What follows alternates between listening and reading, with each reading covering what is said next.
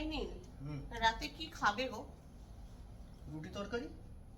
রুটি তরকারি? কটা রুটি? 4টে রুটি। 4টে রুটি? এই তুমি ঠিক করে বলো, কিন্তু 4টে রুটি তুমি খেতে পারবে?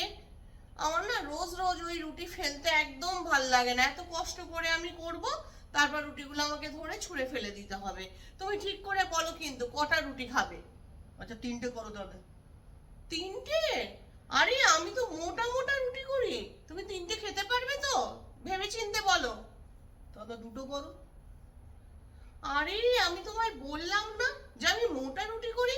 এই তো 10 মিনিট আগে তুমি চাউমিন খেলে, এখন তুমি ওই মোটা মোটা দুখানা রুটি খেতে পারবে?